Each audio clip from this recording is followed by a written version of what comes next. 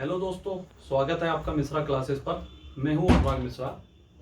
हम इतिहास में मध्यकाल पर चर्चा कर रहे थे। मध्यकाल में हमने दिल्ली सल्तनत को प्रारंभ कर दिया था। उसमें सबसे पहले हमने कुतुबुद्दीन ऐबक के बारे में पढ़ा था कि कैसे कुतुबुद्दीन ऐबक जो है दिल्ली का सुल्तान बना। मोहम्मद गौरी ने उसे 1194 में उसे खरीदा था और जीते हुए क्षेत्रों का उसको प्रशासक बनाया था। चंदावर युद्ध जब प्रारंभ हुआ था उसके पहले उसको जीते हुए क्षेत्रों का प्रशासक बनाकर, उसके पहले वो गजनी जा चुका था तराइन के द्वितीय युद्ध के बाद। कुतुबुद्दीन ऐबक ने 1197 में भीमदूती अनिलवाड़ा को लूटा, मतलब जो पाटन है वर्तमान में गुजरात में, उसको लूटा 1197 में और भीमदूती से बदला लिया, क्योंकि भीमदूती ने गौरी की प्रथम हार जो भारत में हुई थी 1178 में, वो भीमदूती की वजह से ही हुई थी, क्योंकि भीमदूती ने ही पराजित किया था। तो कुतुबुद्दीन सीधी सी बात है उसका गुलाम था गौरी का, तो उसने उसका बदला लिया था। 1203 में उसने परमार्दित परिमल को हराया था। चंदेल वंश के थे कालिंजर महोबा, जो कि वर्तमान में उत्तर प्रदेश में है, उस पर अधिकार कर लिया था। फिर कुतुबुद्दीन ऐबक जो है 1206 में गौरी की मृत्यु के बाद दिल्ली सल्तनत में उसने कुतुबी वंश की स्थापना की और ज्यादा सालों तक वो शासन नहीं कर पाया। 1206 से लेकर 1208 तक जो है वो गौरी वंश का मलिक एवं सिपह सलार बना रहा, मतलब अगर हम कह सकते हैं कि सेनापति बना रहा। 2 साल ही 1208 से लेकर 1210 तक उसने स्वतंत्र शासन किया। तो 2 सालों में उसने खैर ज्यादा काम उसने नहीं करवाए थे, क्योंकि साहित्य हो और चाहे उसका कलात्मक योगदान हो, साहित्य में तो उसका था ही, कलात्मक योगदान हो तो उसने कुतुब मीनार, कुव्वत इस्लाम मस्जिद, 2.5 दिन का झोपड़ा, इन सब इमारतों का उसने प्रारंभ ही करवा पाया था। बाकी उसने जो निर्माण पूरा करवाया था इल्तुतमिश ने करवाया था। इल्तुतमिश जो था उसका दामाद था, बदायूं का सूबेदार था। कुतुबुद्दीन ऐबक का जो विवादास्पद पुत्र था उसका वैध पुत्र नहीं था, ऐसा कहते हैं इतिहास में। तो आराम शाह को जद के मैदान में उसके दामाद ने, इल्तुतमिश ने, उसको पराजित कर दिया था। और इल्तुतमिश जो है उस समय बदायूं का सूबेदार था। तुर्क अमीरों ने उसको दिल्ली में बुलाकर, क्योंकि जो आराम शाह था वो अयोग्य शासक था, तो तुर्क अमीरों ने उसको चुपचाप से गुप्त तरीके से निमंत्रण दिया कि आराम शाह को उसको जद के मैदान पराजित करके इल्तुतमिश ने शमसी वंश की स्थापना की। इल्तुतमिश ने 1211 से लेकर 1236 तक शासन किया। तो आज हम शमसी वंश प्रारंभ करेंगे। कुतुबी वंश समाप्त हो गया था, तो आज हम चर्चा करते हैं शमसी वंश में। शमसी वंश, अब शमसी वंश में भी किसमें करेंगे? अब शमसी वंश में भी 4-5 शासक हैं। इल्तुतमिश, उसके बाद रुकनुद्दीन फिरोज, जो कि वो भी अयोग्य और विलासी शासक था। उसकी मां शाह तुर्कान शासन कर रही थी, जो कि महत्वाकांक्षा थी लेकिन निर्दयी महिला थी। दिल्ली की जनता ने रजिया के पक्ष में आंदोलन किया और रजिया जो है दिल्ली की प्रथम एवं अंतिम महिला शासिका बनी थी। रजिया के बाद बहराम शाह आया था, अलाउद्दीन महमूद शाह आया था, उसके बाद नासिरुद्दीन महमूद शाह आया था। तो 1266 तक शासन चला था शमसी वंश का। तो शमसी वंश में भी अगर हम पढ़ेंगे तो सबसे पहले हम इल्तुतमिश के बारे में पढ़ेंगे। इल्तुतमिश का जो शासन था 1211 से लेके 1236 तक था। कुतुबुद्दीन ऐबक का जो था 1206 से लेके 1210 तक था। 8 माह लगभग आराम शाह बना था, क्योंकि उसका विवादास्पद पुत्र था। जद के मैदान में इल्तुतमिश ने उसको पराजित कर दिया था। इल्तुतमिश का मतलब क्या होता है? ये तुर्किस्तान से आया था। इसका मतलब होता है साम्राज्य का रक्षक। इल्तुतमिश, ये जितना भी अभी हम पढ़ रहे हैं शासक, ये स्लेव डायनेस्टी है, गुलाम है। तो सीधी सी बात है, इनके नाम से ही पता चल रहा है कि गुलाम है, मतलब इनको खरीदा जाता था। खरीदा ऐसे जाता था, मामलुक कहा जाता था इनको। इतिहासकार हबीबुल्लाह ने ये शब्द दिया है। तो इनको खरीदा जाता था किस लिए? सैन्य कार्यों के लिए इनको खरीदा जाता था और उनको फिर सैनिक और धार्मिक प्रशिक्षण प्रदान किया जाता था। फिर जो सुल्तान रहते थे वो इनका पराक्रम देखते थे और पराक्रम को देख के उनको कहीं अगर उनकी जो क्षमता रहती थी वैसे सूबेदार बनाते थे, इक्तेदार बनाते थे। जब और अच्छी क्षमता होती थी तो उन्हें दास मुक्त प्रदान कर दिया जाता था कि अब आप गुलाम नहीं हैं। और उनको, या अगर बहुत ज्यादा अच्छे पद पर जाते थे तो उनको खिलात प्रमाण पत्र, मतलब कह सकते हैं तुर्क भाषा में, प्रदान किया जाता था और नियुक्ति पत्र दिया जाता था। सीधी सी बात है, इल्तुतमिश को भी खरीदा गया था। तो इल्तुतमिश को जो खरीदा गया था, ये मध्य एशिया की इल्वरी जनजाति का दास था। हम मुख्य बातों को जानेंगे कि क्या क्या है। तो इसे जो खरीदा गया था, जमालुद्दीन नामक व्यापारी ने इसे खरीदा था। जमालुद्दीन व्यापारी ने इसे खरीदा। जमालुद्दीन ने इसे खरीदा और क्या हुआ, इसे गजनी लेके आया।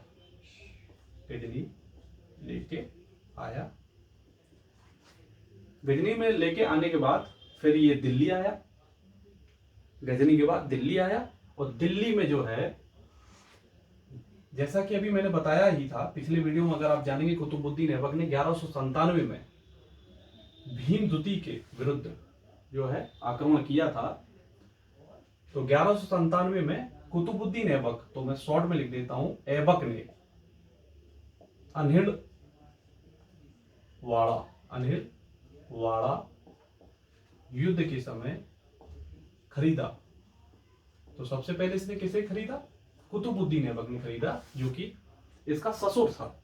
कुतुबुद्दीन ऐबक भी दूरदर्शी था और समझदार था, इसलिए उसने जीते हुए जो क्षेत्र थे उस पर ध्यान लगाया बजाय साम्राज्य विस्तार के। उसने साम्राज्य विस्तार पर ध्यान नहीं दिया। 1197 के बाद 1206 में गौरी के खोखर दमन के समय, गौरी की मृत्यु हो गई थी, खोखर दमन के समय इल्तुतमिश की वीरता से प्रभावित होकर,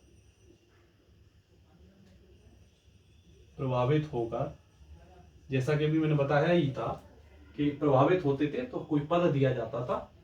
तो क्या पद दिया गया था इल्तुतमिश को? बदायूं का सूबेदार बनाया गया था। बदायूं का सूबेदार, इसको नियुक्त किया गया था इल्तुतमिश को। बदायूं का सूबेदार नियुक्त किया गया था। तो ये था थोड़ा सा इल्तुतमिश का, अगर अपन देखें थोड़ा सा परिचय था कि क्या था इल्तुतमिश। तो इंपॉर्टेंट है, कभी कभी पूछ लिया जाता है कि ऐबक ने, मतलब इल्तुतमिश को किसने सर्वप्रथम खरीदा था? तो कुतुबुद्दीन ऐबक ने अनिलवाड़ा युद्ध के समय 1197 में भीमद्वितीय, गुजरात का था। पिछले वीडियो में आप देखेंगे तो जानकारी रहेगी। 1206 में गौरी के खोखर दमन समय इल्तुतमिश की वीरता से प्रभावित हुआ। सीधी सी बात है, इल्तुतमिश लड़ ही रहा होगा गौरी की तरफ से। तो बदायूं का सूबेदार इसको नियुक्त किया था। अगर अपन इसके प्रारंभिक शासनकाल से जानेंगे, तो प्रारंभिक शासनकाल की बात अगर अपन करें, तो प्रारंभिक शासनकाल में अपन देखेंगे तो इल्तुतमिश ने ऐबक के विवादास्पद पुत्र आराम शाह को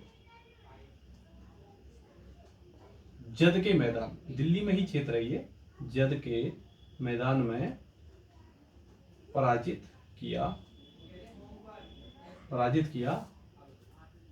और इल्तुतमिश गद्दी पर बैठा। तो ये छोटी सी जानकारी थी, क्योंकि कभी पूछ लिया जाता है। इसके पहले वीडियो मैंने बताया था, डिटेल में आप देखेंगे तो उसमें आपको पता चल जाएगा। तो ऐबक के विवादास्पद पुत्र कुतुबुद्दीन ऐबक के आराम शाह को जद के मैदान में पराजित कर दिया था। 8 माह ही लगभग शासन कर पाया था वो। इल्तुतमिश गद्दी पर बैठा। सबसे पहले उसने गौरी वंश के, उस समय के गौरी वंश के जो तुर्क सरदार थे, तुर्क सरदार का मतलब अमीर, जो तुर्क सरदार होते हैं वो अधिकारी होते हैं, अमीर उनको कहते हैं। तो कुतुबुद्दीन ऐबक समय के कुतुबी सरदारों और मोहम्मद गौरी के समय के मुइज्जी सरदारों का उसने दमन किया। तो प्रारंभिक शासनकाल में अपन देखेंगे तो सुने इल्तुतमिश ने सबसे पहले 40 गुलाम सरदारों का एक समूह बनाया। 40 गुलाम सरदारों को एक समूह बनाया और उसने उसका नाम दिया। ये इंपॉर्टेंट है, क्वेश्चन पूछा जाता है, इसलिए हमें पता होना चाहिए। मैं स्टार बना दे रहा हूं। तो इल्तुतमिश ने सबसे पहले, ये उसी की चर्चा ही चल रही है, 40 गुलाम सरदारों का समूह बनाया जिसे उसने नाम दिया तुर्कान ए चहलगानी। ये पूछा जाता है तुर्कान ए चहलगानी का निर्माण किसने किया था, तो इल्तुतमिश ने। तुर्कान ए चहलगानी या चालीसा दल, 40 व्यक्ति थे इसमें और इसका अध्यक्ष वो था ही। 40 गुलाम सरदारों का समूह तुर्कान ए चहलगानी 40 दल का इसने निर्माण करवाया। इसकी जो राजधानी थी वो दिल्ली थी और कुतुबुद्दीन ऐबक क्या थी, वो लाहौर थी। तो राजधानी इसकी दिल्ली थी। तो दिल्ली का प्रथम सुल्तान इसे कहा जाता है। तो दिल्ली का, ये इंपॉर्टेंट है, पूछा जाएगा। तो अपन को दिल्ली सल्तनत काल जब अपन पढ़ते हैं तो कुतुबुद्दीन ऐबक नहीं था, उसने लाहौर को अपनी राजधानी बनाया था और दिल्ली को सैन्य अड्डा बनाया था। तो दिल्ली का प्रथम सुल्तान कौन है, इल्तुतमिश। तो दिल्ली का प्रथम सुल्तान ये पूछा जाता है, तो ये पता होना चाहिए, ये इंपॉर्टेंट है। राजधानी दिल्ली, दिल्ली का प्रथम सुल्तान था। न्याय के घंटे की स्थापना इसने कराई थी। न्याय के घंटे की इसने स्थापना कराई थी। न्याय के घंटे की स्थापना मतलब कहा जाता था कि जब भी किसी व्यक्ति को न्याय की जरूरत होती थी तो वो न्याय का घंटा बजाता था और उसकी जो मुराद है उसको सुना जाता था। न्याय के घंटे की स्थापना इसी ने ही कराई थी, तो पूछा जा सकता है, ये पता होना चाहिए। और विभिन्न शहरों में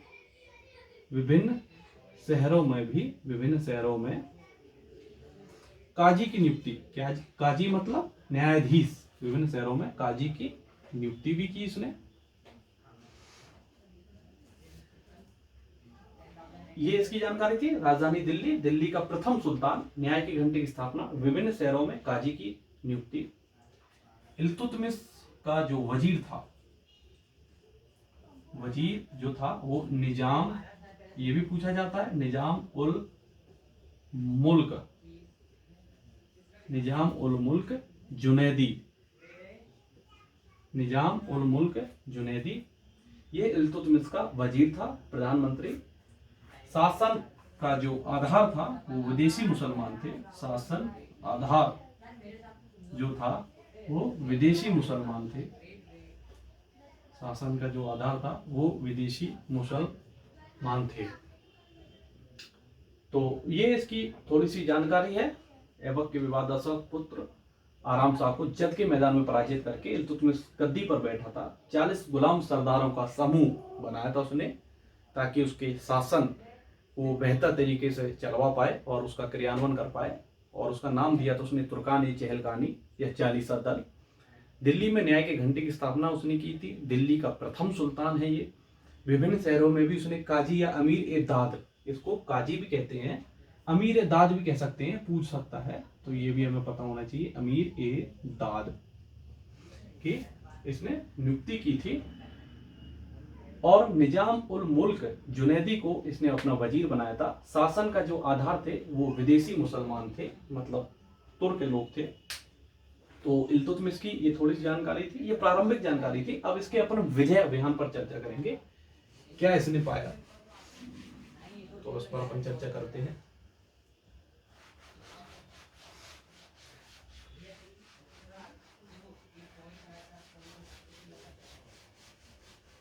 इल्तुतमिश के समय मंगोल आक्रमण भी हुए थे। मंगोल आक्रमण क्या है, चीन में पाए जाते थे।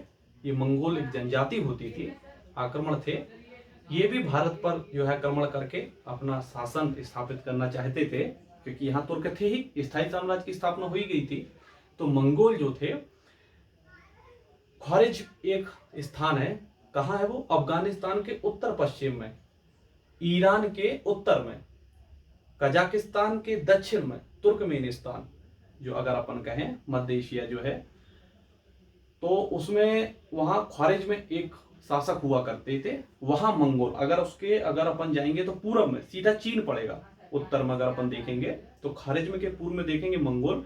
तो मंगोल ने ख्वारिज में पर आक्रमण करते थे, तो वो अभी आएगा, इसलिए थोड़ा सा मैं नक्शे में बता रहा था। अगर आप एटलस में देखेंगे तो तुर्कमेनिस्तान, कजाकिस्तान वहीं पड़ता है, वहां ख्वारिज में एक क्षेत्र है।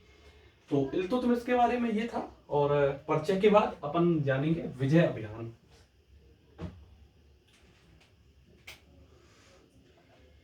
विजय अभियान।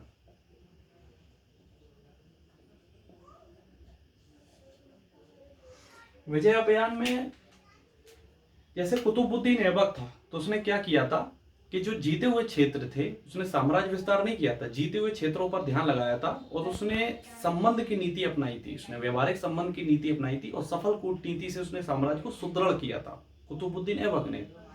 इल्तुतमिश साम्राज्य का विस्तार करना चाहता था, तो उसके आगे कौन कौन था, तो जैसे कि मैंने अभी बताया थी कुतुबुद्दीन ऐबक के समय गजनी में जो था ताजुद्दीन यल्दोज था और सिंध में नासरुद्दीन कुबाचा था।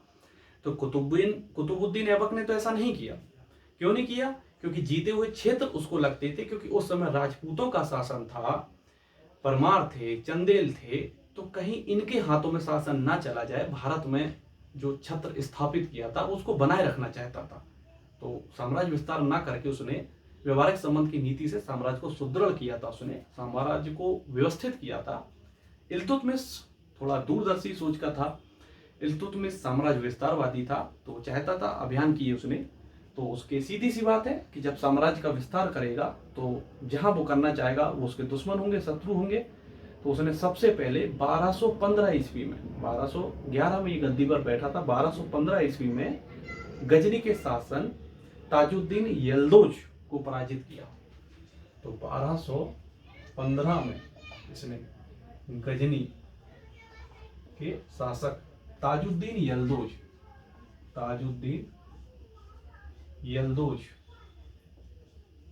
को पराजित किया। किसमें किया? तो तराइन के तृतीय युद्ध में। तराइन का तृतीय युद्ध यही है। इसके पहले हमने पढ़ा था तराइन का जो प्रथम युद्ध हुआ था 1191 में हुआ था, 1191, और तराइन का जो द्वितीय युद्ध हुआ था 1192 में हुआ था। पृथ्वीराज चौहान तृतीय और गौरी के बीच में 1191 में हुआ था, जिसमें पृथ्वीराज चौहान तृतीय की विजय हुई थी। 1192 में गौरी की विजय हुई थी, तराइन का द्वितीय युद्ध। और तराइन का जो तृतीय युद्ध है वो ये है 1215 में इल्तुतमिश ने ताजुद्दीन यल्दोज को पराजित किया, जो कि गजनी का शासन था, मतलब गजनी पर अधिकार कर लिया। तराइन का तृतीय युद्ध 1228 में इसने सिंध शासक कुबाचा को भी पराजित किया और सिंधु नदी पर डूबने पर विवश किया। तो 1215 में गजनी के शासक ताजुद्दीन यल्दोज को पराजित किया तराइन के तृतीय युद्ध में। ये इंपॉर्टेंट है, ये पूछे जाते हैं। तराइन के पानीपत के ऊपर इंपॉर्टेंट है, आगे चर्चा करेंगे तो बताते जाएंगे। तराइन के 3 युद्ध हो चुके हैं, तो ये इंपॉर्टेंट है, ये पूछे जा सकते हैं। और 1221 में मंगोल आक्रमणकारी, मंगोलों का युद्ध हुआ था। तो कौन सा? अभी जैसा कि मैंने आपको बताया था कि ख्वारिज्म कहां है? ईरान के उत्तर में और अफगानिस्तान के उत्तर पश्चिम में, उसके पूर्व में है चीन की मंगोल थी। तो 1221 में ख्वारिज्म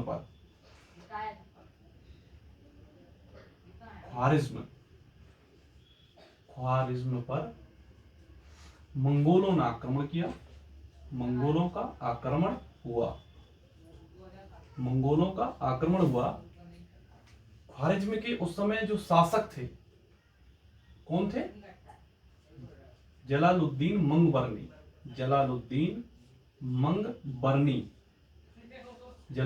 मंगबरनी यहाँ के शासक थे ख्वारिज्म के।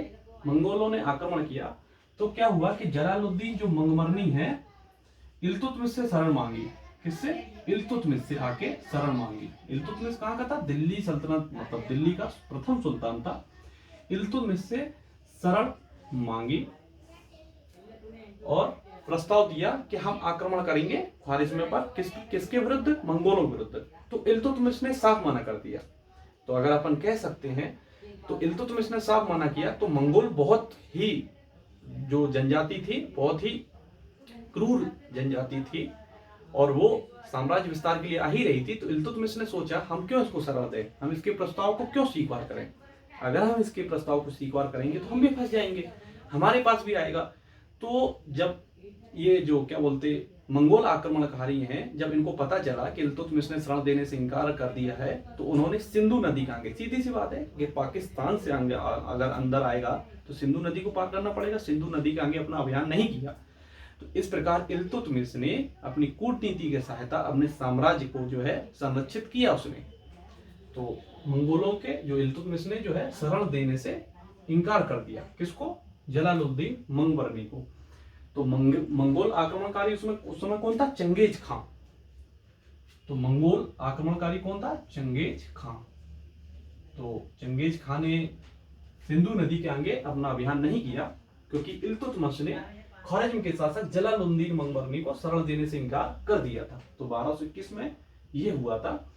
फिर 1226 में अगर अपन भारत में बात करें तो 1226 में मंदसौर, जो अपना मध्य प्रदेश मंदसौर और रणथंबोर पर आक्रमण किया 1226 में। 1227 वगैरह पर देखें तो परमारों की राजधानी धार पर आक्रमण किया, परमार की राजधानी धार पर आक्रमण किया। 1226 मंदसौर रणथंबोर, 1227 परमार की राजधानी धार, और 1200 अगर अपन 28-29 की बात करें तो जालौर राजस्थान, 1228-29 जालौर पर अधिकार कर लिया इल्तुतमिश ने 1228-29 पर, और 1230-31 में बंगाल पर अधिकार कर लिया और दिल्ली सल्तनत में पूर्ण रूप से उसको मिला लिया बंगाल को, और इसी समय ग्वालियर पर भी अधिकार किया था। तो 1230-31 बंगाल को दिल्ली सल्तनत में मिलाया, और इसी समय ग्वालियर पे भी अधिकार कर लिया, ग्वालियर पर आक्रमण उसने किया। ये था 1230-31, और 1234 और 35 भिलसा। भिलसा क्या है? भिलसा मतलब विदिशा पर आक्रमण किया, विदिशा पर आक्रमण, भिलसा हो गया, विदिशा हो गया, और उज्जैन मतलब मालवा, उज्जैन में महाकाल मंदिर को खूब लूटा, महाकाल मंदिर को और लूटा, और विक्रमादित्य की मूर्ति भी यहाँ से लेके गया था राजा विक्रमादित्य की, उज्जैन में महाकाल मंदिर को लूटा, भिलसा विदिशा अन्य मंदिरों को लूटा, और यहाँ से विक्रमादित्य की मूर्ति भी ले गया था। और 1236 में बयाना, बयाना कहाँ है? भरतपुर जिला राजस्थान का, वही है बयाना क्षेत्र, बयाना या बामियाना, तब कहते थे बामियाना, अभी तो उसको बयाना कहते हैं। बामियाना अभियान के समय बीमार होने से इसकी मृत्यु हो गई, बीमार होने से मृत्यु हो गई। तो ये इल्तुतमिश का अंतिम समय था। ये इसके विजय अभियान थे। अगर पीएससी में मेंस के हिसाब से पूछा जाएगा तो अपन लिख सकते हैं, इसके अभियानों की चर्चा कर सकते हैं। 1215 में गजनी ताजुद्दीन यल्दूज को पराजित किया तराइन के तृतीय युद्ध में, ये इंपॉर्टेंट है। 1228 में सिंध के शासक अन्य प्रतिद्वंदी जो कि पश्चिम के थे, सिंध शासक कुबाचा को पराजित किया। 1221 में ख्वारिज्म पर मंगोल आक्रमण, क्योंकि अन्य स्थानों की भी चर्चा की जाती है कि क्योंकि कनेक्ट रहते हैं, इसलिए मैं आपको बता रहा हूं। ख्वारिज्म पर मंगोल का आक्रमण हुआ, चंगेज खां थे मंगोल शासक थे, जलालुद्दीन मंगबरनी, इन्होंने भारत आके इल्तुतमिश से शरण मांगी, इल्तुतमिश ने शरण देने से इनकार कर दिया। तो चंगेज खां ने सिंधु नदी के आगे अपना अभियान नहीं किया इल्तुतमिश के विरुद्ध। इल्तुतमिश ने इस कूटनीति चालाकी से अपने साम्राज्य की सुरक्षा की और मंगोल आक्रमणकारियों के आक्रमण को विफल कर दिया। 1226 में मंदसौर रणथंबोर, 1227 में परमारों की राजधानी धार पर आक्रमण किया, 1228-29 पर जालौर राजस्थान पर अधिकार किया, 30-31 में बंगाल को दिल्ली सल्तनत में अंतिम रूप से मिला लिया और ग्वालियर में भी आक्रमण किया था 30-31 में। 34-35 में भिलसा विदिशा को लूटा, उज्जैन में महाकाल मंदिर को लूटा और विक्रमादित्य की मूर्ति लेके चला गया था। और 1236 में, सॉरी 1300 नहीं है, ये 1236 क्योंकि इसका शासन था। 1236 में बयाना, राजस्थान का भरतपुर जिला क्षेत्र है, बयाना बामियान अभियान करते समय बीमार होने से इल्तुतमिश की मृत्यु हो गई थी। तो ये इल्तुतमिश की विजय अभियान थे। प्रारंभिक शासनकाल के बारे में हमने चर्चा करी। अब इसके राजनीतिक रूप की चर्चा करेंगे। आर्थिक, कलात्मक, साहित्य क्या था, क्योंकि यहाँ से क्वेश्चन बनते हैं, पता होना चाहिए, इसलिए अब अपन उसकी चर्चा करते हैं। तो इल्तुतमिश का अगर अपन राजनीतिक देखें तो सबसे पहले जब मैं महमूद गजनवी पढ़ा रहा था तो उस समय मैंने आपको बताया था कि उमैया खलीफा और अब्बासी खलीफा की सबसे पहले राजधानी क्या थी, सीरिया के दमिश्क की थी। फिर उसके बाद इराक का बगदाद हो गया था, उसके नीचे कुवैत था। तो इराक का बगदाद इसकी राजधानी थी। तो उसी मतलब इल्तुतमिश के समय जो थे अब्बासी खलीफा थे। तो अब्बासी खलीफा, तो राजनीतिक व्यवस्था के बारे में चर्चा करते हैं। इसका राजनीतिक व्यवस्था इसके इल्तुतमिश की, तो 1229 में बगदाद के अब्बासी खलीफा 1229 में बगदाद के, क्योंकि खलीफा के अंतर्गत ही शासन करते थे, पैगंबर के उत्तराधिकारी खलीफा ही तो कहलाए। बगदाद के अब्बासी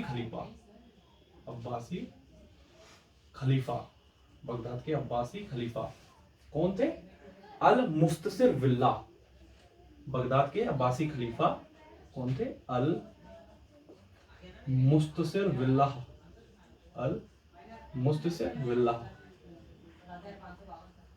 ने अपना दूत भेजकर इसके साम्राज्य को, मतलब अगर अपन कहें तो अल मुस्तसिर बिल्लाह ने नियुक्ति पत्र प्रदान किया।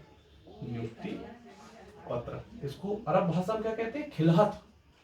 ये भी पूछ दिया जाता है कभी कभी पीएससी में, खिलहत किसे कहते हैं। तो नियुक्ति पत्र था, खिलहत प्रदान किया और इसके साम्राज्य को राजनीतिक मान्यता प्रदान की अल मुस्तसिर बिल्लाह ने। तो ये इंपॉर्टेंट है, पूछा जाता है। 1229 में बगदाद के अब्बासी खलीफा अल मुस्तसिर बिल्लाह ने नियुक्ति पत्र मतलब खिलहत प्रदान किया और राजनीतिक मान्यता प्रदान की। इस उपलक्ष्य में इसने जो है नासिर मलिक ए मोमिन, तो इस उपलक्ष्य में क्या, किस उपलक्ष्य में, जब इसकी राजनीतिक मान्यता प्रदान की, तो इस उपलक्ष्य में इल्तुतमिश ने नासिर मलिक ए मोमिन की उपाधि धारण की। ये उपाधि है, ये उपाधि नासिर मलिक ए मोमिन की उपाधि धारण की और अपने आप को क्या कहा, खलीफा का प्रतिनिधि, और स्वयं को खलीफा का प्रतिनिधि कहा। खलीफा का प्रतिनिधि कहा। तो बगदाद के अब्बासी खलीफा अल मुस्तसिर बिल्लाह ने नियुक्ति पत्र दिया, उसे खिलहत कहते हैं। उस उपलक्ष्य में उसने नासिर मलिक मुमनिन, ये इंपॉर्टेंट है, पूछा जाता है किस उपलक्ष्य में उसने नासिर मलिक मुमनिन की उपाधि धारण की, स्वयं को खलीफा का प्रतिनिधि कहा उसने। और क्या किया, सामंतवादी व्यवस्था को समाप्त कर दिया। सामंतवादी व्यवस्था मतलब अपन कहें कि सामंत, अगर किसी भी एक व्यक्ति के जो थोड़े थोड़े से जगह में सामंत होते हैं, मतलब अगर अपन कहें कि वो उनको ही अपना शासक मानते हैं, क्यों, क्योंकि उसमें उनका फायदा होता है। सामंत हो जाते हैं तो जहां वो रहते हैं वहां की कृषि का राजस्व खुद सामंत रखते हैं। तो सामंत किसके उपलक्ष्य में रखते हैं, जो एक मेन व्यक्ति रहता है। तो सामंतवादी व्यवस्था को समाप्त इसने कर दिया। सामंतवादी व्यवस्था को समाप्त कर दिया तो सीधी सी बात, इसकी जगह क्या आया, इक्तादारी व्यवस्था। इक्तादारी व्यवस्था को लागू इसने किया। इक्तादारी व्यवस्था, एकता क्या होता है, एकता मतलब प्रांत, जिला। तो एकता मतलब जैसे अगर केंद्र में दिल्ली की सरकार है तो छोटे छोटे जो भी अपने मतलब राज्य है, मध्य प्रदेश, राजस्थान, इस प्रकार से इसने एकता में विभाजित कर दिया। और इसके जो प्रमुख है इक्तेदारों की इसने नियुक्ति कर दी। तो उससे क्या हुआ कि इसको वहां से राजस्व प्राप्त होने लगा। इक्तेदारों में मतलब सूबेदारों की नियुक्ति करने लगा सुल्तान, तो इसको राजस्व प्राप्त होने लगा। तो उसको क्या क्या फायदा हुआ देखेंगे। सामंतवादी व्यवस्था को समाप्त करके इक्तादारी व्यवस्था को इसने प्रारंभ किया। इससे इसको क्या हुआ कि 3 लाभ प्राप्त हुए। क्या क्या 3 लाभ प्राप्त हुए? 3 लाभ में इसका क्या हुआ कि दिल्ली में जो केंद्र का नियंत्रण है, केंद्र का जो नियंत्रण है वो दूरस्थ क्षेत्रों तक हो गया, दूरस्थ क्षेत्रों तक हो गया। सीधी सी बात है, इक्तेदारों सूबेदारों की नियुक्ति वो खुद करेगा, तो जिस क्षेत्र में इक्तेदार रहेंगे उस क्षेत्र को वो विकसित करेंगे इक्तेदार, वहां से राजस्व लेके केंद्र में पहुंचाएंगे। क्यों? केंद्र से ही नियुक्ति हो रही है, तो वो वहां की अपनी शासक का कहना मानेंगे, और वहां क्योंकि उनके द्वारा ही नियुक्ति हो रही है, तो केंद्र का जो नियंत्रण है वो दूरस्थ क्षेत्रों तक हो गया। दूसरा फायदा क्या हुआ? इक्तेदारों द्वारा राजस्व संग्रहण में आसानी हुई, राजस्व संग्रहण प्राप्त हुआ, और दिल्ली की आर्थिक स्थिति बेहतर हुई, विकास कार्य होंगे, तो दिल्ली की आर्थिक स्थिति बेहतर, आर्थिक स्थिति बेहतर हुई। केंद्र का नियंत्रण दूरस्थ क्षेत्रों तक हो गया, इक्तेदारों द्वारा जो है राजस्व संग्रहण में दिल्ली की आर्थिक स्थिति बेहतर हुई। तो तीसरा लाभ क्या है? सबसे बड़ा लाभ हुआ सैन्य संगठन के रूप में, सैन्य संगठन के रूप में। सैन्य संगठन के रूप में क्या हुई कि इक्तेदारों की स्थायी सेना ही से प्राप्त हो गई, क्योंकि इक्तेदार उसी के हैं, तो उसकी जो सेना है वो इसकी हुई, तो इक्तेदारों की स्थायी सेना प्राप्त हो गई, इक्तेदारों की स्थायी सेना प्राप्त हो गई। ठीक है, तो ये था 1229 में राजनीतिक व्यवस्था के अंतर्गत सामंतवादी व्यवस्था को समाप्त करके इक्तादारी व्यवस्था को उसने प्रारंभ किया। अपन लिख सकते हैं एक लाइन में 3 लाभ हुए, केंद्र का नियंत्रण दूरस्थ क्षेत्रों तक हो गया, इक्तेदारों द्वारा राजस्व संग्रहण में आसानी हुई, दिल्ली की आर्थिक स्थिति बेहतर हुई, राजस्व प्राप्त होगा, तो सैन्य संगठन जो इक्तेदारों की स्थायी सेना है वो इसे आसानी से प्राप्त हो गई, सेना पर बिना व्यय खर्च किए बिना, तो इसने सेना पर कोई खास व्यय नहीं किया, इक्तेदारों की स्थायी सेना इसको प्राप्त हो गई। ये था इसकी राजनीतिक व्यवस्था। आप इसको समझते चलिए, देखते चलिए, इसमें आपको समझ में आ जाएगी। कहीं समझ में ना आए तो वीडियो पॉज करके उसको थोड़ा सा और अच्छे समझिए। तो ये इसकी राजनीतिक व्यवस्था थी। अब अपन इसकी आर्थिक व्यवस्था पर बात करते हैं, आर्थिक स्थिति के बारे में चर्चा करेंगे। आर्थिक स्थिति क्या थी? इसकी आर्थिक स्थिति के बारे में इसने अरबी पद्धति पर आधारित, अरबी पद्धति पर आधारित चांदी का सिक्का चलवाया इसने, चांदी का सिक्का, चांदी का सिक्का 175 ग्रेन का, ये उस समय मापन होता था, 175 ग्रेन का चांदी का सिक्का चलवाया, और तांबे का सिक्का, तांबे का, चांदी के सिक्कों को क्या कहा जाता था? टंका, ये पूछा जाता है, और तांबे के सिक्के को क्या कहा जाता था? जीतल। तो अरबी पद्धति पर आधारित चांदी का 175 ग्रेन का रहता था टंका इसे कहते थे, और तांबे का सिक्का रहते थे जिसे जीतल कहते थे। इंपॉर्टेंट है, पूछा जाता है। ये इसने चलवाया, और सिक्कों पर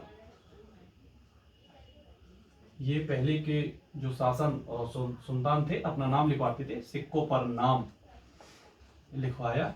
क्या लिखवाता था? खलीफा के प्रतिनिधि, खलीफा के प्रतिनिधि, खलीफा के प्रतिनिधि। और ग्वालियर विजय 1200, अगर अपन 30-31 की बात करें, ग्वालियर विजय के बाद रजिया का भी नाम लिखवाया था। तो अपन लिख सकते हैं कि ग्वालियर विजय के बाद, ग्वालियर विजय के बाद, ग्वालियर विजय बाद रजिया भी, रजिया का नाम सिक्कों में लिखवाया था ग्वालियर विजय के बाद। तो अरबी पद्धति पर आधारित चांदी और टकसाल की प्रथा भी इल्तुतमिश ही लेके आया था। टकसाल जो छापने, जो टकसाल रहते हैं ना, जहाँ सिक्के बनते हैं, तो उसकी प्रथा भी इल्तुतमिश लेके ही आया था। तो अरबी पद्धति पर आधारित चांदी का सिक्का जिसे टंका कहा जाता, तांबे जिसे जीतल कहा जाता है, और इसको प्रारंभ करवाया,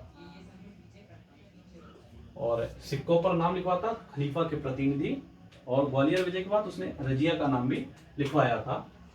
साहित्य में अगर अपन बात करें, साहित्य पर अपन चर्चा करें, ये ऐसा लिखना पड़ेगा अपन को। तो साहित्य में मिनहाज, मिनहाज उस सिराज, मिनहाज उस सिराज तथा मिनहाज उस सिराज और मलिक ताजुद्दीन, मिनहाज उस सिराज और मलिक ताजुद्दीन,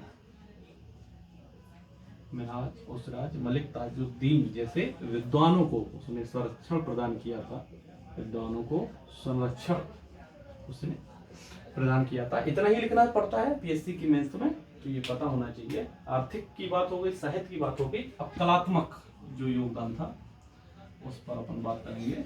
कलात्मक योगदान में कुव्वत ए इस्लाम मस्जिद, कुव्वत ए इस्लाम मस्जिद, कुतुब मीनार, अढ़ाई दिन का झोपड़ा, अढ़ाई दिन का झोपड़ा,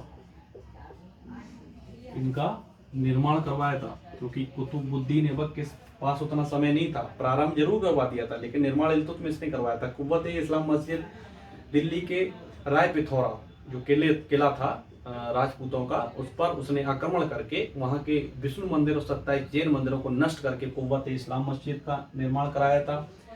भारत की प्रथम मस्जिद जिसे जामा मस्जिद के नाम से जाना जाता है, इंडो इस्लामिक शैली पद्धति पर निर्मित ये तीनों इमारतें हैं, जिसमें भारत की तराबियत शैली और तुर्कों की अरुकुवेट शैली, तो मतलब तराबियत प्लस अरुकुवेट अगर अपन इक्वल करेंगे तो इंडो इस्लामिक शैली पद्धति पर आधारित है।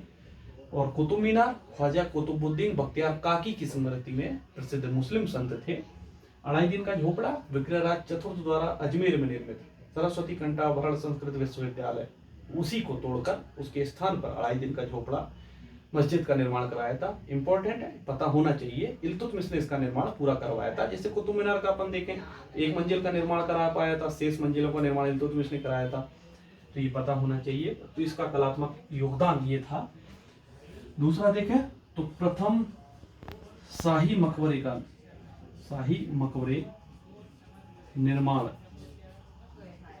का जो श्रेय है वो इल्तुतमिश को ही जाता है ना। तो ये भी पूछा जाता है, प्रथम शाही मकबरे निर्माण का जो श्रेय है वो इल्तुतमिश को ही जाता है। तो ये इसका राजनीतिक, आर्थिक, साहित्य, कलात्मक अपन ने इसका योगदान देखा। और इल्तुतमिश का इसकी मृत्यु जो है बयाना, भरतपुर बयाना बामियाना अभियान करते समय बीमारी से इसकी मृत्यु हो गई थी। अभियानों पर चर्चा करी थी। तराइन का तृतीय युद्ध इसने कब किया था? 1215 में ताजुद्दीन यल्दोज को पराजित किया था, जो कि गजनी का शासक था। तराइन का तृतीय युद्ध, तराइन के तीनों युद्ध अपन ने चर्चा कर ली थी। 1228 में सिंध के शासक कुबाचा को पराजित किया था। 1221 में जो है जलालुद्दीन मंगबरनी ने शरण मांगी, क्योंकि मंगोल आक्रमणकारी चंगेज खान ने ख्वारिज्म पर आक्रमण कर दिया था। शरण देने से इसने इनकार कर दिया, तो मंगोलों के संभावित आक्रमण को इसने विफल कर दिया, जो कि इसके साम्राज्य पर होने वाला था। तो 1215, 21 और 28 पे चर्चा की। और 1226 से अपन देखेंगे मंदसौर देखा ही अपन ने। मंदसौर हुआ, रणथंभौर हुआ, जालौर हुआ, परमाणु की राजधानी धार हुआ, भिलसा हुआ, उज्जैन हुआ, बंगाल हुआ, ग्वालियर हुआ, और लास्ट में 1236 में इसकी मृत्यु हो गई। राजनीतिक व्यवस्था पर चर्चा की, कलात्मक, आर्थिक, इस पर चर्चा की। अगर अपन इसके मूल्यांकन को देखेंगे, ये थोड़ा सा इस पर चर्चा करते हैं। तो इल्तुतमिश ने ज्येष्ठ उत्तराधिकारी की प्रथा को इसने तोड़कर, मतलब ज्येष्ठ उत्तराधिकारी की प्रथा को तोड़कर पुत्र जो बनता है उत्तराधिकारी, उस प्रथा को तोड़कर इसने पुत्री रजिया को सुल्तान घोषित किया था। मृत्यु के पहले ही इसने उत्तराधिकारी घोषित कर दिया था, पुत्री रजिया सुल्तान बनेगी। ये इल्तुतमिश ने पहले ही कह दिया था। तो इल्तुतमिश यही समाप्त होता है। ये इतना मैंने आपको बताया था। अब आएगा रजिया। रजिया के बारे में चर्चा करेंगे, क्योंकि ये भी शमसी वंश के अंतर्गत आता है। तो रजिया 1236 से लेके 46 तक रजिया के बारे में अपन जानेंगे परिचय में। रजिया पूरा नाम इसका क्या था? रजियत उद्दीन। तो रजियत उद्दीन अर्थात रजिया दिल्ली के तख्त पर बैठने वाली प्रथम एवं अंतिम महिला शासिका। दिल्ली की तख्त मतलब शासन, दिल्ली के तख्त पर बैठने वाली प्रथम एवं अंतिम महिला शासिका। इसके बाद सारे पुरुष ही थे, अंतिम महिला शासिका। अब उसमें इंदिरा गांधी को मत गिन लेना, वो स्वतंत्र भारत की प्रथम महिला प्रधानमंत्री थी। रजियत उद्दीन अर्थात रजिया दिल्ली के तख्त पर बैठने वाली प्रथम एवं अंतिम महिला शासिका। रजिया सुल्तान कैसे बनी थी? इल्तुतमिश के जो पुत्र थे रुकनुद्दीन फिरोज, रजिया और बहराम शाह, ये तीन थे। तो क्या हुआ था, रुकनुद्दीन फिरोज को तुर्क अमीर सरदारों ने इस शर्त पर बनाया था कि नाम मात्र का शासन करेगा। लेकिन जो रुकनुद्दीन फिरोज था वो अयोग्य और विलासी था, वो कोई भी प्रशासन पर ध्यान नहीं देता था। तो वहां की जनता ने विद्रोह कर दिया। और रुकनुद्दीन फिरोज की जो माँ थी वो शाह तुर्कान थी। वो महत्वाकांक्षा तो थी लेकिन निर्दयी महिला थी। मतलब अब निर्दयी थी तो कैसे शासन करती थी आप समझ सकते हैं। तो जनता ने विद्रोह कर दिया, फिर बाद में अमीरों ने भी विद्रोह कर दिया और वहां की सेना ने रजिया को सुल्तान बनाया। तो मैंने अभी आपको बताया था कि उसकी जो माँ शाह तुर्कान थी, निर्दयी महिला थी। तो ये मैंने चर्चा कर दी, लिखने की जरूरत नहीं है। तो रजियत उद्दीन, तो रजिया को सुल्तान बनाने में, रजिया को सुल्तान बनाने में वहां की सेना, जनता और अमीरों का योगदान था। ऐसे अपन लिखेंगे तो नंबर जरूर मिलेंगे। रजिया को सुल्तान बनाने में वहां की सेना, जनता और अमीरों का योगदान था। तो विद्रोह कौन कर रहा था? विद्रोह कर रहे थे सूबेदार। जैसे अगर अपन केंद्र की बात करें तो रजिया अगर अपन केंद्र की बात करें तो जो अन्य राज्य हैं और राज्य के जैसे मुख्यमंत्री वो विद्रोह करें कि केंद्र में नरेंद्र मोदी नहीं रहेंगे, तो ऐसे ही सूबेदार। तो रजिया को सुल्तान बनाने में इनका योगदान था। और विरोध कौन कर रहे थे? तो विरोध कौन कर रहे थे? तो सूबेदार, इक्तेदारों के, एकता के सूबेदार और वजीर। ये वजीर कौन है? वही निजामुल मुल्क जुनैदी, जिसको इल्तुतमिश ने बनाया था। तो जुनैदी ये इसका विरोध कर रहे थे कि रजिया सुल्तान क्यों बनी। तो ये सब लोग विरोध कर रहे थे। तो हुआ क्या, तो कहां के सूबेदार थे? तो जो सूबेदार थे मुल्तान, लाहौर, बदायूं, हासी, ये विरोध कर रहे थे। और इस विरोध में कौन शामिल था? प्लस निजाम उल मुल्क जुनैदी, पहले मैं बता चुका हूं, प्लस जुनैदी, क्योंकि ये था। तो जुनैदी ये चारों मिलके और पांचों मिलके रजिया का विरोध कर रहे थे। तो रजिया का विरोध कर रहे थे। हुआ क्या, रजिया को इस विरोध का पता चल गया। रजिया को इस विरोध का जब पता चला तो रजिया ने क्या किया कि इन चारों के उसने कूटनीति का सहारा लिया। उसने कूटनीति का ये सहारा लिया कि इन चारों के बीच में लड़ाई करवा दी। उसने ये बोला, रजिया ने, कि ये जो चारों हैं विरोध जरूर कर रहे हैं लेकिन ये चारों रजिया का साथ दे रहे हैं। तो सीधी सी बात है, जब ये इसको पता चलेगा कि रजिया को ये चारों साथ दे रहे हैं तो ये भाग खड़ा हुआ। तो ये दिल्ली से भाग खड़ा हुआ। तो ये चारों भी जो है ना, इन्होंने घेरा हटा दिया, जो इन्होंने दिल्ली को घेर रखा था। तो रजिया का विरोध कर रहे थे। रजिया ने कूटनीति का सहारा लिया, कूटनीति का सहारा लिया और खबर फैलाई कि ये चारों यहाँ के सूबेदार इसकी सहायता कर रहे हैं रजिया की। तो निजाम उल मुल्क जुनैदी डर के दिल्ली छोड़कर भाग गया और इन्होंने दिल्ली में घेरा हटा लिया। किसने? इन्होंने। तो ये इसका परिचय था। रजिया का, रजिया के अपन प्रारंभिक शासनकाल की चर्चा करेंगे। रजिया के प्रारंभिक शासनकाल की चर्चा करेंगे। प्रारंभिक शासनकाल, प्रारंभिक शासनकाल में अगर अपन देखेंगे, फिर इसके बाद रजिया ने क्या है, पदों का पुनर्संगठन किया। संगठन पहले ही था, फिर दोबारा ही इसने पदों का पुनर्संगठन किया। तो इसने पदों का पुनर्संगठन किया और क्या हुआ, तो वजीर जो कि भाग ही गया था, इल्तुतमिश के समय था, निजामुल मुल्क जुनैदी, तो अब वजीर कौन बना, ख्वाजा मुहाजिबुद्दीन, मुहाजिबुद्दीन, ख्वाजा मुहाजिबुद्दीन यहाँ का वजीर बना। और इसने गैर तुर्क लोगों को भी इसने शामिल किया था। तो अबशीनियाई गुलाम, अबीशीनियाई गुलाम, अबीशीनियाई गुलाम जमालुद्दीन याकूत, जमालुद्दीन याकूत को इसने क्या किया, अमीर ए आखुर।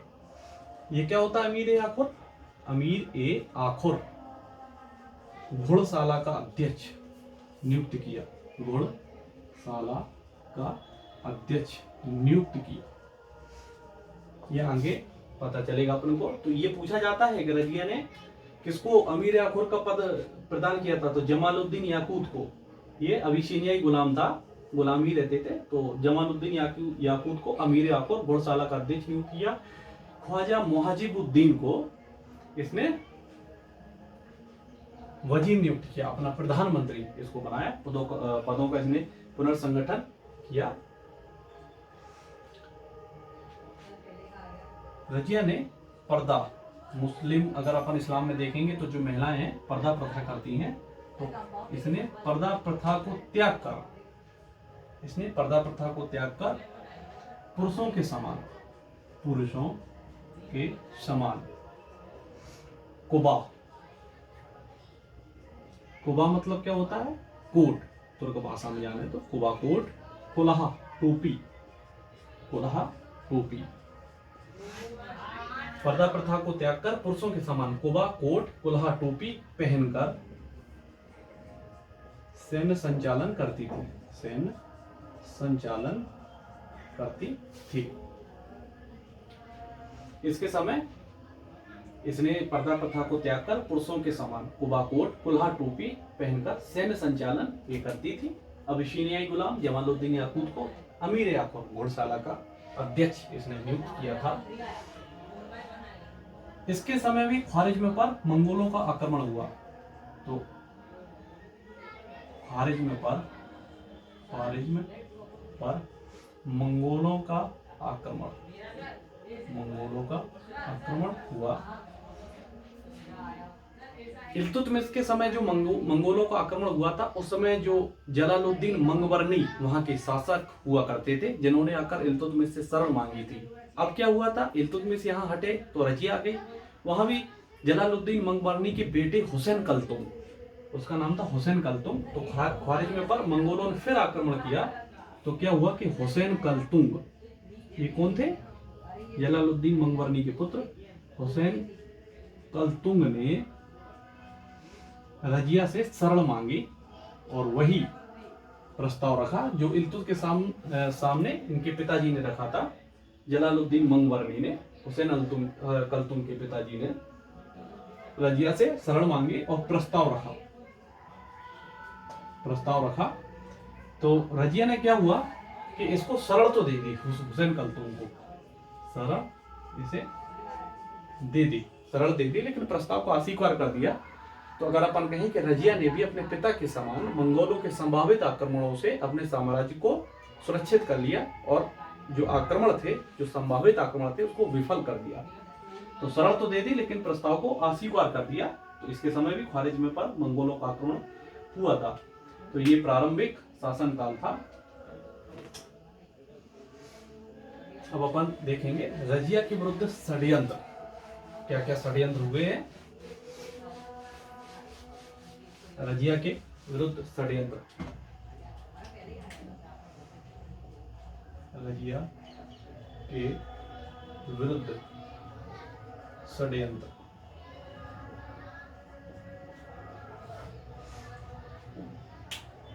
वृद्ध तुर्क अमीर, वृद्ध का मतलब क्या होता है? बूढ़े। तो वृद्ध जो तुर्क अमीर थे, रजिया जैसी महिला शासिका को दिल्ली पर बैठने पर वो उसको सहन नहीं कर पा रहे थे और उसको कलंकपूर्ण मानते थे। उनको ऐसा लगता था कि महिला शासिका हम पर शासन चला रही है।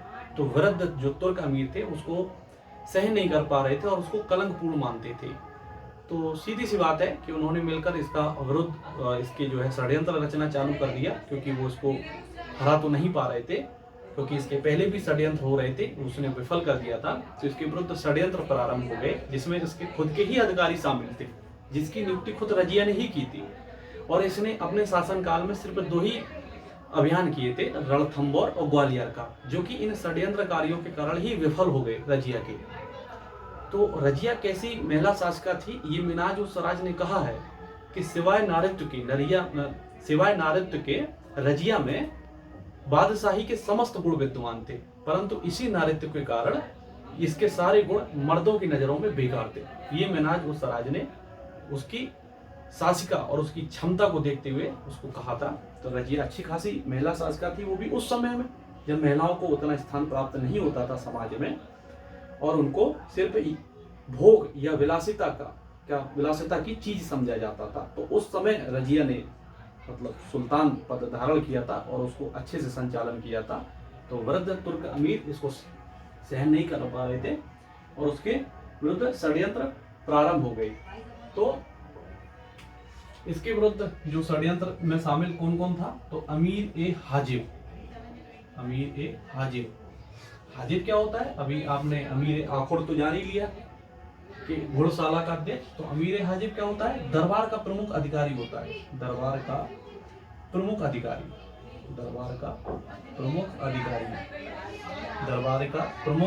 तो अमीर हाजिब दरबार का प्रमुख अधिकारी। तो मलिक इख्तियारुद्दीन ऐतकीन, मलिक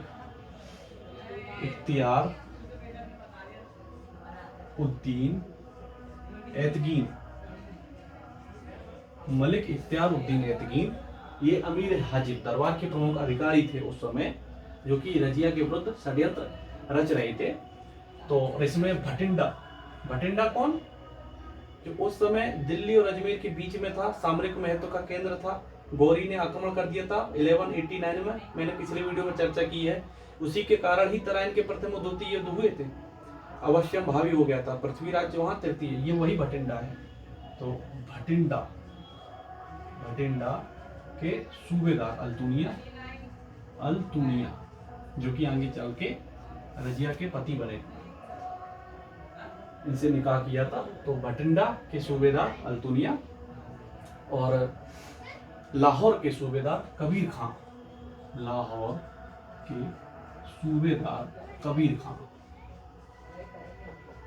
ये तीनों षड्यंत्र रच रहे थे। तो जिसमें अमीर हाजिब, मलिक इख्तियारुद्दीन ऐतकीन, तो ऐतकीन और अल्तुनिया की नियुक्ति तो खुद रजिया ने ही की थी, जो कि ये खुद ही नहीं चाहते थे कि रजिया अब रहे। तो रजिया ने ही अल्तुनिया और ऐतकीन की नियुक्ति की थी, और लाहौर के सूबेदार कबीर खान थे ही।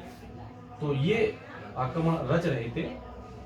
रजिया ने जो है 2 अभियान किए, जैसा कि मैंने अपने बताया था कि उसने 4 साल में 2 अभियान किए थे। कौन कौन से? रणथंभौर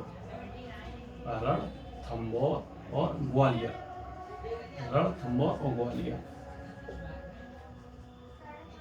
षड्यंत्रकारी के कारण ये विफल हो गए, ये अभियान नहीं कर पाई रजिया, ये विफल हो गए।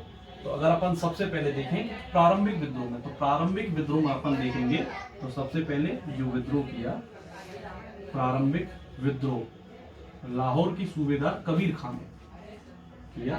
तो प्रारंभिक विद्रोह रजिया के विरुद्ध किया कबीर खान ने। तो कबीर खान क्या हुए? पराजित हो गए। कबीर खान पराजित हो गए रजिया से और आत्मसमर्पण कर दिया इन्होंने, आत्मसमर्पण कर दिया। तो प्रारंभिक विद्रोह ये था। और जो द्वितीय विद्रोह था, ये जो विद्रोह था वो भटिंडा के सूबेदार अल्तुनिया का था। अल्तुनिया ने क्या किया, रजिया को बंदी बना लिया, रजिया को बंदी बना लिया। तो रजिया को जब बंदी बना लिया, कहाँ, भटिंडा में ही। तो रजिया जब बंदी बन गई तो अब सुल्तान कौन बनेगा, तो रजिया को बंदी बना लिया और इसकी जगह पर अल्तुनिया ने बहराम शाह कौन, इल्तुतमिश का तीसरा पुत्र, रजिया का छोटा भाई बहराम शाह को सुल्तान बना दिया, सुल्तान बना दिया और रजिया जो है बंदी बन गई। तो ये था अमीर के रजिया के विरुद्ध षड्यंत्र हुए थे। अमीर हाजिब, मलिक इख्तियारुद्दीन ऐतकीन, भटिंडा के सूबेदार अल्तुनिया, लाहौर के सूबेदार कबीर खां, तीनों कर रहे थे। तो 2 अभियान उसने किए थे अपने शासनकाल में, रणथंभौर और ग्वालियर। षड्यंत्रकारियों के कारण वो विफल हो गए। प्रारंभिक विद्रोह किया था लाहौर के सूबेदार कबीर खां ने, जो कि पराजित हो गए, आत्मसमर्पण कर दिया था। द्वितीय विद्रोह किया था भटिंडा के सूबेदार अल्तुनिया ने और रजिया को बंदी बना लिया भटिंडा में और बहराम शाह को सुल्तान बनाया। मतलब अब कौन बन गया, बहराम शाह सुल्तान बन गया। कब, 1240 में। तो कहानी अभी इसमें बाकी ये थी कि बहराम शाह सुल्तान बना, लेकिन जिस उम्मीद से तुर्क अमीरों और ये अल्तुनिया या ऐतकीन या बिहार के सूबे लाहौर के सूबेदार कबीर खां ने जिस उम्मीद से बहराम शाह को बनाया था, वो ये चाहते थे कि जो भी शासक बने वो नाम मात्र का बने। मतलब हम शासन चलाएं और नाम मात्र का शासन बने। क्यों? क्योंकि जनता जो थी वो विद्रोह करती थी जो तुर्क अमीर सरदारों के पक्ष में। तो उसने तुर्क अमीर सरदारों ने ये चाहा कि इल्तुतमिश के वंश को ही किसी को शासक बनाया जाए, लेकिन किसी ऐसे को शासक बनाया जाए जो सिर्फ नाम मात्र का रहे, हम जो चाहे वही हो। इसके लिए इन्होंने एक नया विभाग भी बनाया था, नायब मुमलिकात करके, जो कि बहराम शाह के समय बनाया था। तो वो इसलिए बनाया ही था कि जो सुल्तान है वो नाम मात्र का शासन रहे, सत्ता की जो बागडोर है वो तुर्क अमीरों के हाथ में रहे और वही नियुक्तियां करें बड़े बड़े पद और उच्च पद पर और वही शासन चलाएं। तो रजिया के विरुद्ध षड्यंत्र में अल्तुनिया ने जो है रजिया को बंदी बना लिया और बहराम शाह को सुल्तान बनाया। लेकिन बहराम शाह जो था ये समझदार था। सत्ता के जो 3 प्रबल दावेदार जो थे, सुल्तान था और उस समय मुमलिकात पद हुआ करता था और सेना का हुआ करता था, तो ये पद थे। तो बहराम शाह ने क्या किया, पदों का पुनर्संगठन कर दिया, जो कि ये लोग चाहते ही नहीं थे। पुनर्संगठन कर दिया। कौन? तो ये चाहते ही नहीं थे। तो इसलिए क्या हुआ कि अल्तुनिया ने बहराम शाह पर आक्रमण किया। वापस से बहराम शाह पर आक्रमण किया, बहराम शाह पर किया।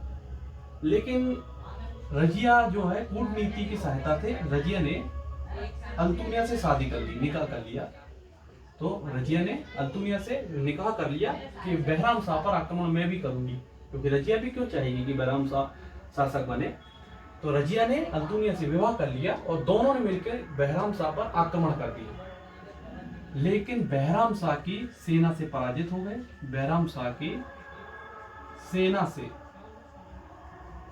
ये पराजित हो गए। कौन? अल्तुनिया और रजिया पराजित हो गए। तो कैथल, हरियाणा के में है, कैथल के निकट हिंदू डाकुओं ने अल्तुनिया और रजिया की मृत्यु कर दी, मतलब मार दिया। अल्तुनिया और रजिया को मार दिया।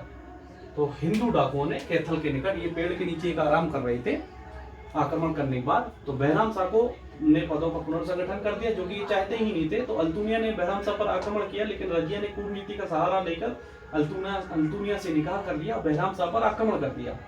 बहराम शाह की सेना ने पराजित कर दिया इनको और ये फिर लौट रहे थे। तो कैथल के निकट पेड़ के नीचे आराम करते समय कुछ हिंदू डाकुओं ने अल्तुनिया और रजिया को मार दिया। रजिया मर गई, अल्तुनिया भी मारा गया। बहराम शाह शासन का मतलब दिल्ली सल्तनत का सुल्तान बना 40 से 42। तो मिनहाज उल सिराज कहते हैं, मिनहाज उल सिराज ये मुस्लिम कवि थे।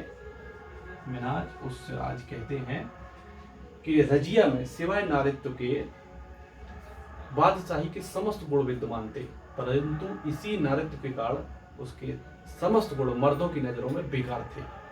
ये मिन्हाज उस राज ने उसके लिए कहा है, तो समझ सकते हो कि वो कितनी शानदार शासिका थी वो। तो ये रजिया यहाँ समाप्त हुई। अब आते हैं बहराम शाह। रजिया का जो शासन था 1236 से 40 था। अब आ गए हैं बहराम शाह। तो बहराम शाह का जो शासन था वो कब से कब तक था? 40 से 42। बहराम शाह इल्तुतमिश का तीसरा पुत्र, 1240 से 42। ये छोटे छोटे शासक रहे हैं, ज्यादा अपना प्रभाव जमा नहीं पाए। तो बहराम शाह नाम मात्र का शासक बनाया किसने? तुर्क अमीरों ने। तुर्क अमीरों ने, तुर्क अमीर ये चाहते थे कि बहराम शाह जो है नाम मात्र का शासन रहे, सत्ता की सारी बागडोर वो हमारे हाथों में रहे। तो नया विभाग बना, किसके द्वारा? तुर्क अमीरों द्वारा। तो नया विभाग क्या बना? नायब ए मुमलिकात।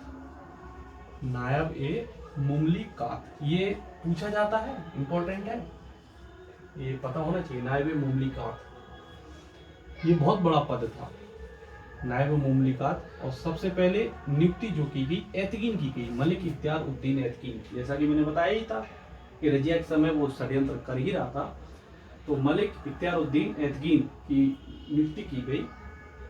इस समय भी मंगोल का आक्रमण हुआ था तैर बहादुर के नेतृत्व में, तो 1241 में हुआ था। तो इस समय आक्रमण हुआ था, इस समय मंगोल आक्रमण हुआ था 1241 में तैर बहादुर के नेतृत्व में। ये पता होना चाहिए, कभी कभी पूछ लेते हैं कि बहराम शाह के समय कौन से मंगोल आक्रमणकारी थे। तो तैर बहादुर के नेतृत्व में आक्रमण हुआ था। तो सत्ता के प्रबल दावेदार थे उस समय, सत्ता के प्रबल दावेदार जो थे उस समय, तो सुल्तान थे और नायब थे, और उस समय सेना के प्रमुख थे। ये नायब ही होता था। तो हुआ क्या कि बहराम शाह ने जो है पुनर्संगठन किया और गैर तुर्कों की चलने नहीं दी, और उसने एतकीन की हत्या कर दी। किसने? बहराम शाह ने एतकीन की हत्या कर दी। तो फिर क्या हुआ कि तुर्क अमीरों ने जो है बहराम शाह की ही हत्या कर दी। तो बहराम शाह जो है तुर्क